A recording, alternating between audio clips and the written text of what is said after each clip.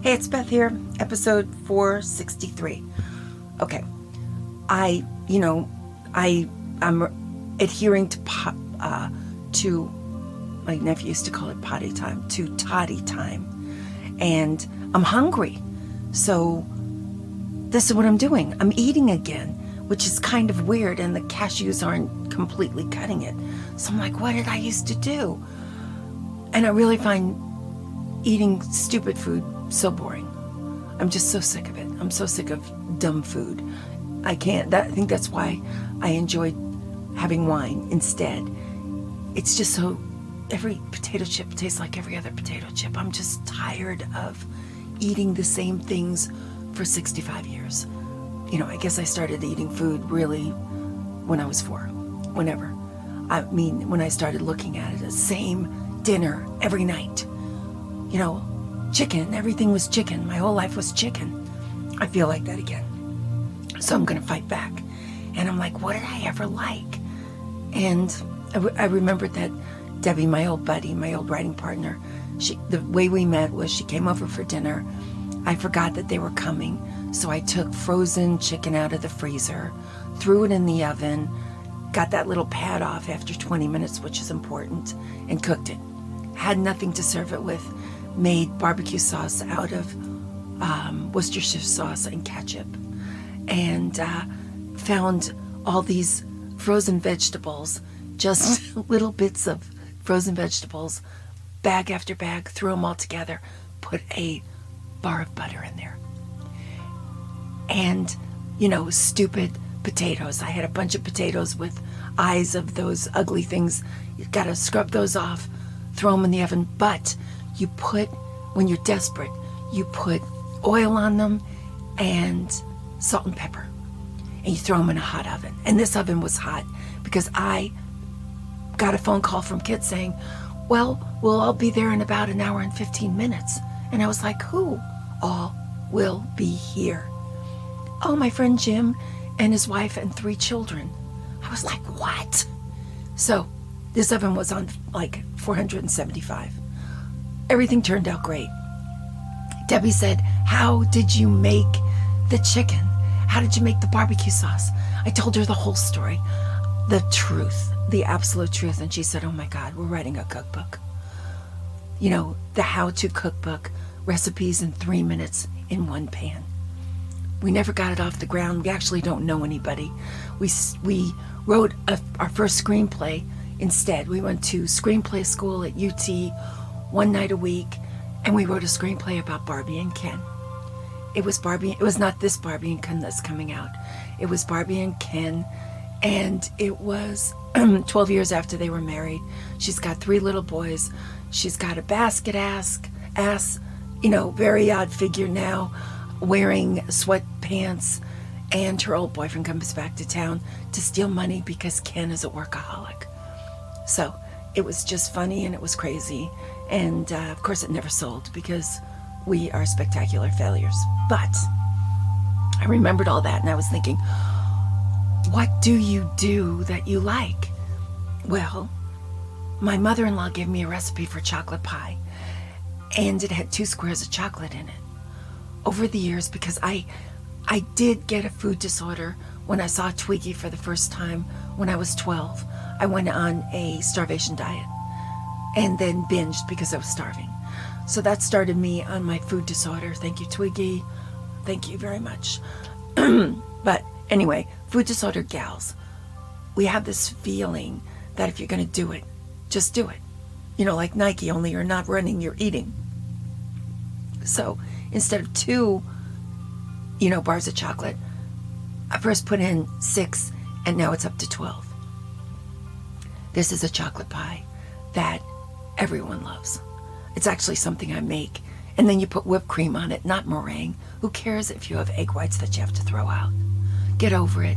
Get some whipped cream and put whipped cream on it because it's got to cut through that chocolate. And when you do it, you got it made. So that's one. My other one is deviled eggs. So, I make deviled eggs. The whole problem with deviled eggs is getting the shell off. I have made deviled eggs that have frightened people because I can't get the shell off. And it just looks terrible. So now I put a whole bunch of salt and a whole bunch of vinegar in the pan while I'm doing it.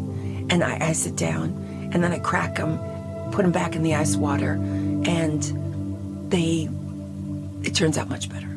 Okay, so that is what I did with that. That's the hardest part. The second hardest part is it doesn't taste good enough for me. So instead of all mayonnaise, I use 4 tablespoons of butter, salted, softened butter, just on the counter to where it's really soft. Put it in a little food processor, and then add a little bit of ground mustard and maybe white pepper if you have it, or other pepper if you don't have it, and who cares anyway? If you don't have any pepper, who cares? Smooth it, smooth it, smooth it. Then I don't have that pastry bag, so I just use the plastic bags that the vegetables come in, put it in a plastic bag, put a little hole with a knife in one end, squeeze it down, put it in all the eggs, and then, because you always have these left over for some reason you thought you could make tacos, you've got sliced jalapenos in a jar, okay? Get them out, rinse them out, get them wet, get a lot of that jalapeno stuff off of them, get the seeds out, so then you've got these perfect little circles. You put them on top of the deviled egg. And even if, I was going to write a Sylvia Plath's cookbook, because my eggs, when the shell does not happen well, when it doesn't come off well, the egg is all mottled, the egg white is all mottled, it's all ripped up, and it just looks like this woman has a problem, right? So remember the salt, and I mean like 2 tablespoons of salt, and the vinegar. Who cares if it smells bad? Your eggs are going to slip off the shell. They're going to be pretty. People aren't going to laugh at you. This is what you want. But the thing is, Kid played in poker tournaments, and the guys would beg for these deviled eggs. It's the butter. It's the butter. It makes it better, as in so many other things. Okay, like this. Like I wanted to make, Kit went to Italy with another woman, not me, before we got married. I'm over it. But he had gelato, like in the early 70s, in Florence. He said it was like a spiritual experience. Okay, I believe him, and I've been trying to make gelato ever since. I finally nailed it, and it's crazy. I got an ice cream maker, a real expensive one, a real cheap one. I've been doing it for years. Throw them out because I'm so devastated because it's not that good. Finally, I find a recipe, and it's that good. And it's not even with the machine. It's so stupidly easy. All it is cocoa, whipped cream, and condensed milk, sweetened condensed milk. That can that you thought you were going to use for Thanksgiving, now you've got to use, now you can use it. I did that, made it once, and a little vanilla. Okay, you've got that too. Then I decided what would make this even better. So the second time I made it, on the stove, very low heat, I put in 4 tablespoons of butter. There is a theme here.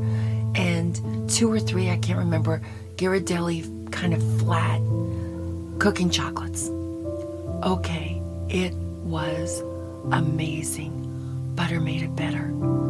I love it. So that's my thing. Just do it. Then Frances came over yesterday, and she's amazing.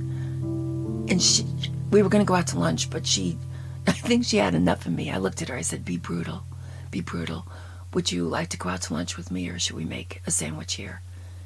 I think sometimes I'm a load. Too much of a good thing. And so she was like, could we just have a sandwich here? Can you imagine? I'm like, sure. What do you want? I had roast beef. She doesn't like roast beef. I had a can of tuna. I'm like, oh God, I hate the way it smells. I hate everything about it. She said, I know how to cook. I know how to make a tuna sandwich. I'm like, fine. Show me how you do it. So, of course, it was in water. That's great. She rinsed it. She didn't even rinse it. Not really. Not like crazy. Put it in a little bowl. Added the regular stuff, including maybe 1 sweet pickle. Mayonnaise, But then she added a tablespoon of mustard. I had Dijon. She said it doesn't matter, yellow, whatever. It cuts the tuna flavor. I'm like, yeah, sure it does. It did. It tasted so fresh. It was crazy. So there it is. Next time you're making tuna fish, add a tablespoon of any kind of, well, I'd say Dijon. Just add it, and you will not taste the tuna. It's bizarre. It's wonderful. So that's easy. Now here's a food disorder gal winner. Hot dogs. Okay, sometimes you want a hot dog. But when I was a teenager, Susie and I would go to this little hot dog place. But it was in Manhasset, and it was on the Mile, and it was really nice. And he had crocks. I think he was a Belgian chef or something. He had crocks of sauerkraut on the table. And so we'd go and get 2 hot dogs, and we would use the entire crock of sauerkraut. And I forgot how much I loved that. So I just got a jar of sauerkraut, rinsed it, which is the big thing, put it on the stove. Well, first I wanted to do caraway seeds. I didn't have them, so I put poppy seeds in the pan, dry, for like a minute till I could smell them. Then I added the sauerkraut. Then I added 2 tablespoons of butter. There is a theme, okay? And cooked it up. And then I added a tablespoon of sugar. But it was a lot of sauerkraut, like 2 cups. Then I took my little hot dog, put a little mayonnaise and a little mustard on it, and put this whole glob, huge mountain of sauerkraut on top. It was delicious. The Germans, and actually even people in America, say that sauerkraut is better for your gut than those probiotic pills that people take. And I don't even care. Maybe it's true. It doesn't matter. It's not bad for your gut. It's got no calories in it. And I am happy because when I'm hungry, I want that much food. It's fantastic. Put a little pickle in last time, a couple of pickles, gherkins, the cornichon, the little ones. Threw them in with the sauerkraut. Had a little party with myself. 0 calories. Maximum fun. So that's a winner if you're hungry, and I'm getting hungry because, 5 o'clock doesn't come soon enough for me.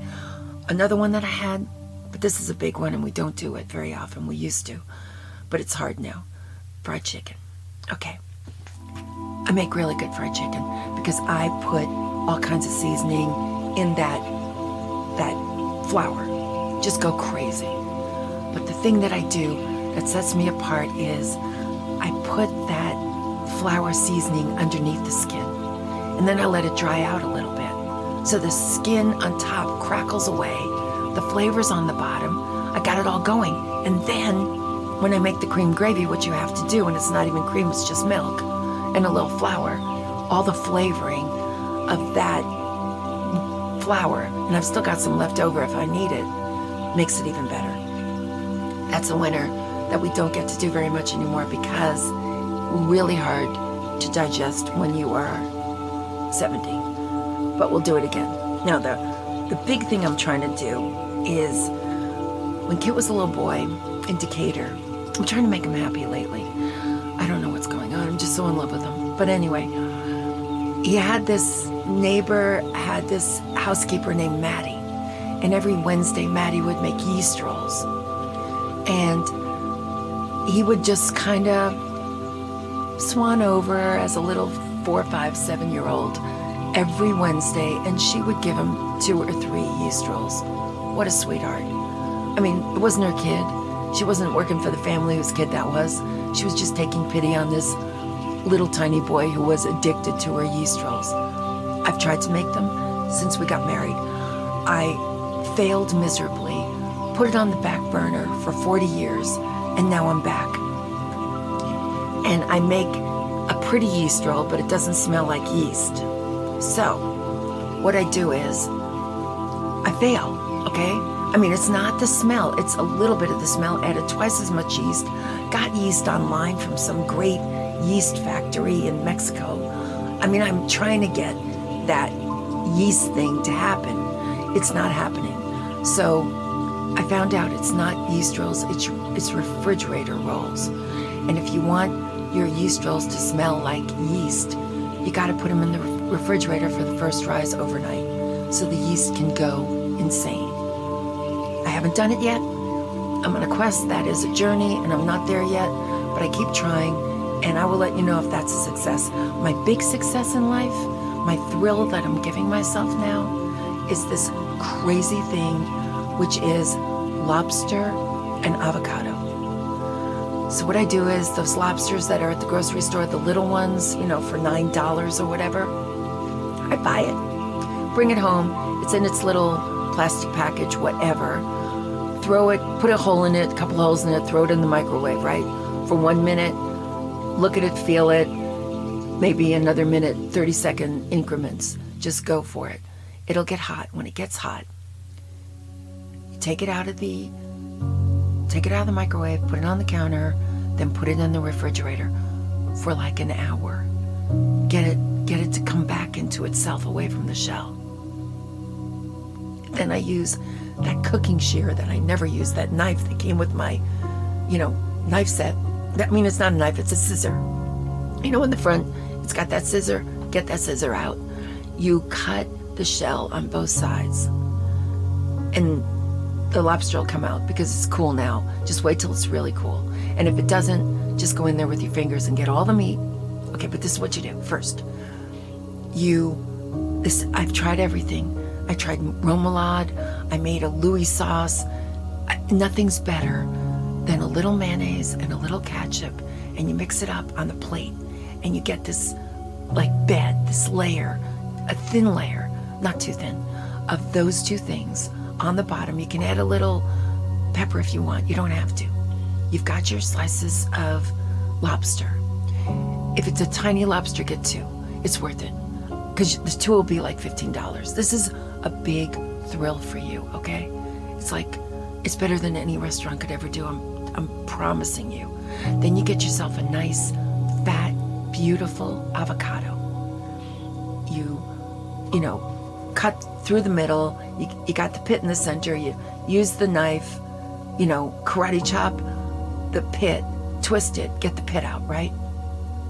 Then you make slices with the knife, use a spoon, get those beautiful slices, put them on the mayonnaise and ketchup, and then take your little lobsters. I like to use the scissor because it keeps it in one piece. Put that on the plate. Now you're gonna die. You got this meal that is gonna fill you up. You're gonna be full and happy, not full and sick to your stomach. It is so luxurious. You're gonna feel like you're at the Ritz-Carlton. I do. It's better than warm cashews and feeling like you're on British Airways. I feel like I'm at the Ritz-Carlton. Nothing is better than this. I've been doing it once a week since, even before, I guess for 3 weeks now. It's a thrill of a lifetime. It's doable. It's easy. Believe me, that lobster's gonna come out of that shell. It's not a big deal. It's just a little tail. It's not scary. It'll be cooked through. Just feel it. You'll feel when it's hot. Just leave it in the microwave hot for 5 minutes. Take it out on the counter. When it's cool, put it in the refrigerator. Oh my God, you want it cold. And you want oh my gosh, this is important. You want your avocado cold. I forgot. Keep your avocado in the refrigerator because it makes them last longer anyway. The avocado has to be cold. The lobster has to be cold. And you have to be there. So that's what your food disordered gal has this week. I'll think of other things that I've done. That this one, though, sends me to the moon. This is luxurious. And don't add lettuce. Don't add a tomato. Don't add onion. Don't do anything. Just let it be avocado and lobster and go crazy. And I'm telling you, that dressing, it's a little more mayonnaise than it is ketchup. I know it sounds like, white trash. I know it does. I don't care. White trash people know what they're doing. They know, and they're right. They're right about this. They use it as salad dressing, and they're right. It's good.